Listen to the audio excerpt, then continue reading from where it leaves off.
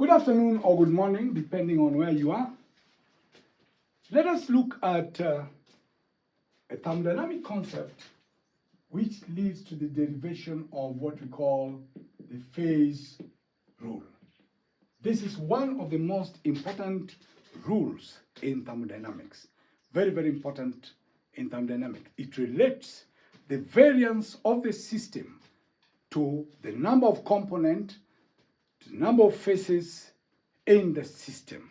And remember, in some of the lectures, we mentioned that a phase is that state of matter which is uniform throughout.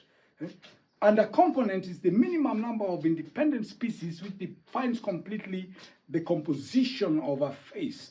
And this, so it's very important. And we say when you're dealing with things like component, you have to worry about, for example, the number of species which are there and the relations or the reactions, for example, equilibria, if there's equilibria there, if there's a charge relationship in terms of the system, you have to factor those in so that you know the number of components in a system. So you just don't pick and say, yeah, this system has 2 components, 1 component, 3. No, there is a way in which you determine it like we have determined in the other lectures. Now, phase rule relates the variance of the system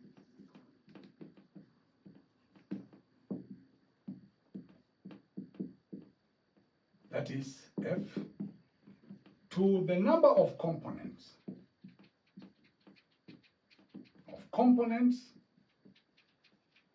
C and phases. Let's call that P. And of course to the pressure and temperature variables. Now, let us look at a single component system. Like, let's say, carbon dioxide. Or we can choose water, but let's work with water, because that's very, very common for us, especially steam and the likes, steam power plants and so forth. Solid, liquid, gas phase. And of course for water that's about 0.006 atmospheres, and this is about 0.0098 degrees centigrade. That corresponds to the triple point. Now, a one component system like this will tell us that if, for example, this is a pressure temperature diagram. The y-axis is pressure, the x-axis is temperature. So if we pick a state point in the liquid phase, let's call it state point A, you notice that the pressure here can be PA, and the corresponding temperature, I don't want it to overlap with the triple point, so let me push it a little bit backward. So let's call that TA. Remember, if I choose that as the pressure, then my temperature must be perpendicular to that line there. So don't go drawing temperatures such as that. There's nothing like that. TA. No, there's nothing like that. So you must drop it. So if the pressure is PA, then you drop it. It is TA there. Make sure you take note of that. So it's not just arbitrary, it's not just a freehand drawing, arbitrary drawing. That's the pressure, that's the temperature. Suppose I pick another point, state point B. Then you will see again that the pressure PB corresponds to that temperature TB. What am I saying? I can choose very many state points in the single phase region and pick any pressure or temperature. So my number degrees of freedom is 2, or the variance of that system in the single phase is 2. So let us say we have the variance F and the phases. So we are saying the single phase system, I can pick freely pressure, temperature, without changing the phase of the system. If it is liquid, it remains as liquid. And we said the phase which is stable under ambient conditions is the one with the least chemical potential. So here the variance is 2. Now, if I'm in the region where two phases are coexisting in equilibrium, let us say solid and gas. So if I pick that point there, call it C, then the pressure corresponds to TC. The pressure corresponds to TC. And so if I were to choose any other point arbitrarily, like here, if I'm not on the curve there, if I choose any other point arbitrarily, then you find that you will change the face of that system. So I have only one choice. If I pick a pressure, the temperature is fixed. If I pick a pressure for this point, the temperature is fixed. And the same. So in a two-phase system where two phases are coexisting in equilibrium, that means the components in those two phases have the same chemical potential. The variance is 1. I can only choose pressure and the temperature is fixed. If I choose temperature, the pressure is fixed. But in this first phase, I can choose vary the pressure, temperature without affecting the phases. Now, in the three-phase region, that is where solid, liquid, and gas coexist in equilibrium. That corresponds to the triple point.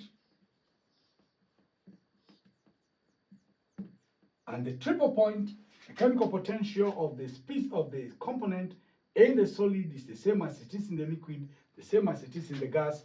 I have no choice. The triple point is just this particular point. That is the point. Let's call it Y.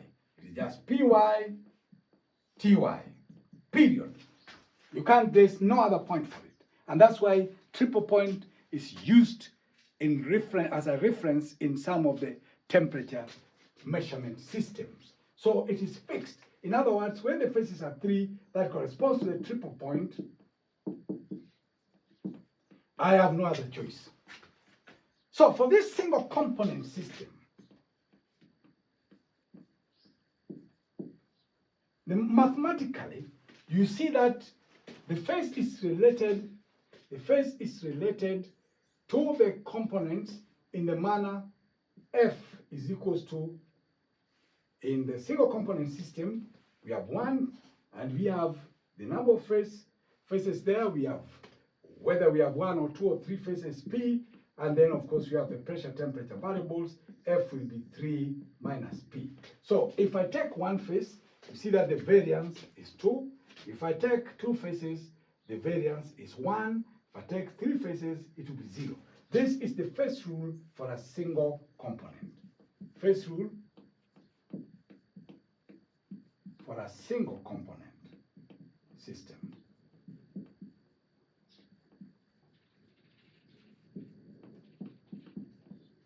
What about a multi-component system? Because you can have a system with several components. What about a multi-component system?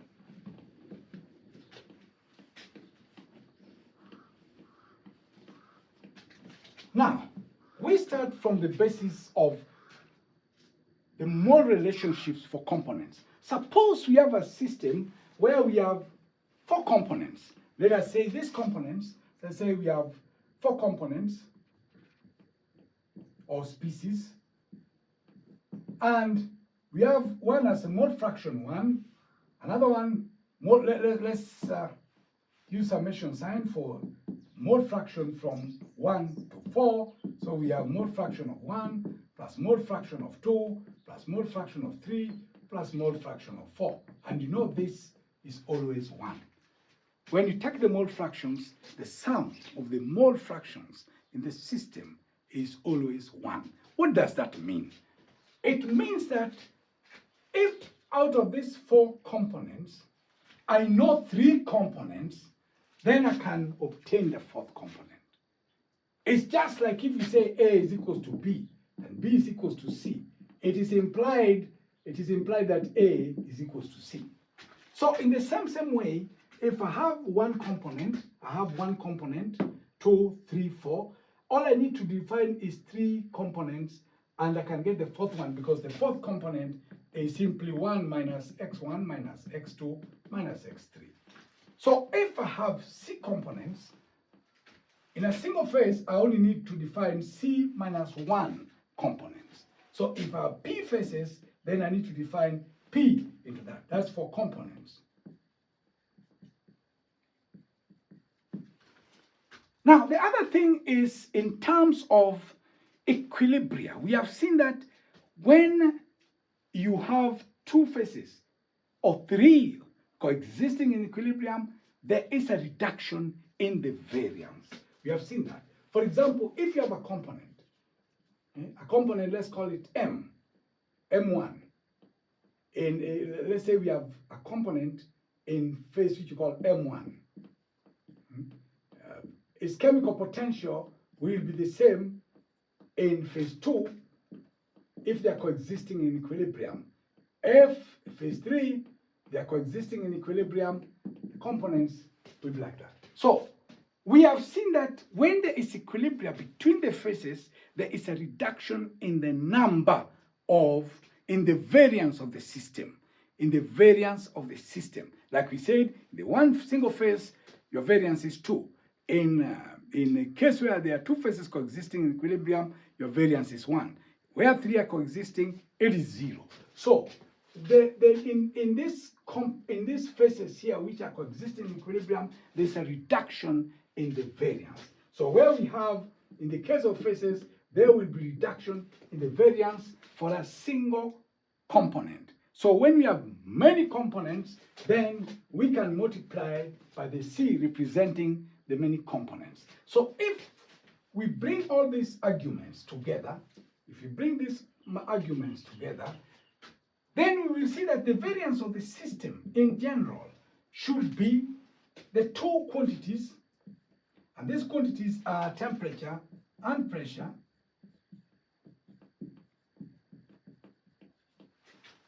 You have the pressure-temperature diagram, so you have the temperature and pressure, very important, the variance of the system.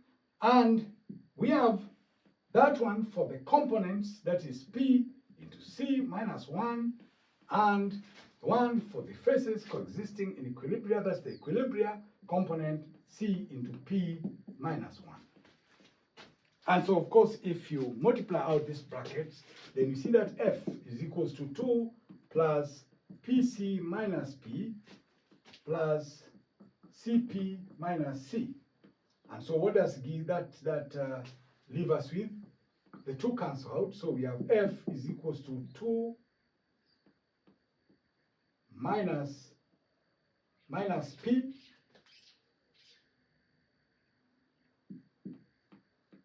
so we have what? Plus P. We have PC minus P plus C into P minus C. So we have minus C there. So if I rearrange it, it becomes F is equals to C minus P plus 2. Now, what does that mean? What does that mean? That the variance of the system is given by the number of components, these components. This is phases, and this is pressure, temperature. And this is phase rule for a multi-component system.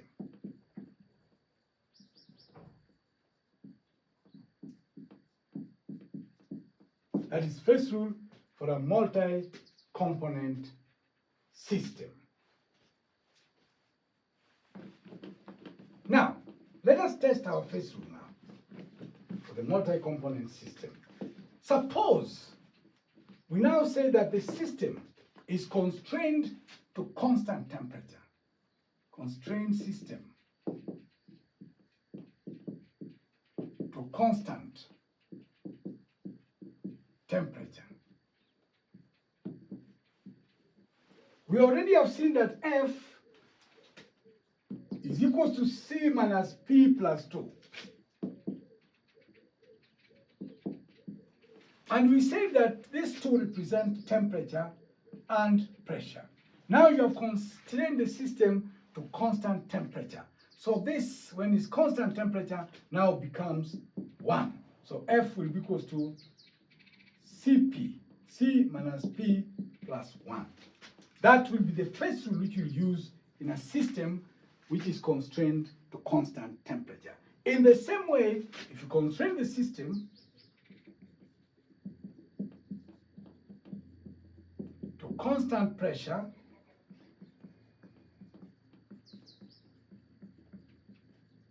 again, F will be C minus P plus 1. What about if you constrain the system? If you constrain the system to constant temperature and pressure, then in that particular case, you'll have technically F to C minus P. Because now you have constrained, that is, if you constrain both temperature and pressure. The first rule is a very important thermodynamic expression relating phases to number of components and the variance of the system. Because you will be dealing with a phase, either solid, liquid, or vapor phase. Comes very, very important. So you are able to tell the variance of your system. What's the number of degrees of freedom which you have in handling the variables in your particular system. And so that is first rule, which is, like you have said, one of the most important equations or derivations in thermodynamics.